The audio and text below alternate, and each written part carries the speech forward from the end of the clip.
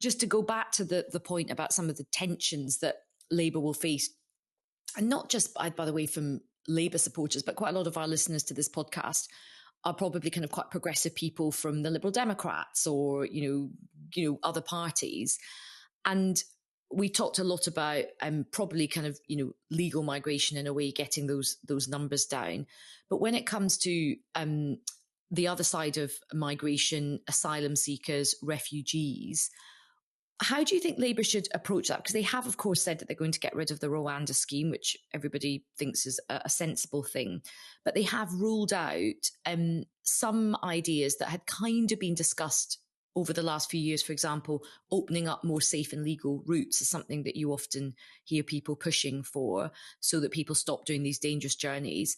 Another idea you hear is allowing people who've been in the system for a long time to work while they're here. Now, those proposals are not in the manifesto. Alan, what about those kind of ideas, and what do you think Labour could do to be, yes, common sense on asylum and immigration, and bearing in mind the conversation about the numbers, but also compassionate and fair?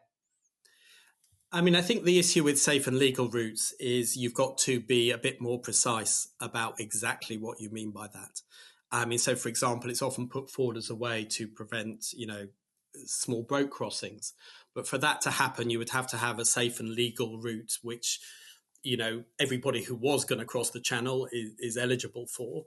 So that would suggest quite a wide eligibility. But then there are probably lots of other people who become eligible, and then the numbers, go up, and numbers are an issue.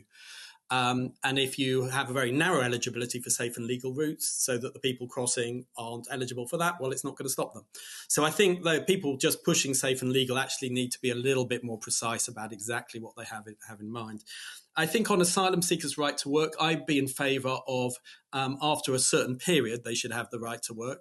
But basically that period, the government should be aiming to process all their claims within that period, so that it's, so I think, you might talk about 6, 9 months, 12 months, but really the government should be processing claims, aiming to claims faster than that. I don't think day one rights to work would be a good idea. Okay, Matt, what do you think about those issues, safe and legal routes and the right to work? I'm afraid Alan has just stolen all of my lines. I would completely agree. I mean, it is very important that the UK, and I'm glad to see that Keir Starmer has said this, that under a Labour government that the UK remains open to people fleeing persecution and torture and all those things. And while the current government has done some good things on specific routes, like Hong Kong and Ukraine. There have been legitimate questions about whether they're kind of almost closing down everything else, and that shouldn't be the case. But on the other hand, I just do not think it is remotely plausible. There's no evidence to suggest that from the history of this country or other countries that that if you sort that out, the issue of people coming here on small boats or otherwise illegally will go away, because it won't. Because there are more and different kinds of people who would still want to come by those other routes, and these are just separate problems. And a large part, I am glad to see Labour's focus at the moment on the role of the sort of organised crime in driving that, because that is part of it. But even that is not all of it. A lot of it is just demand, and we have to accept that.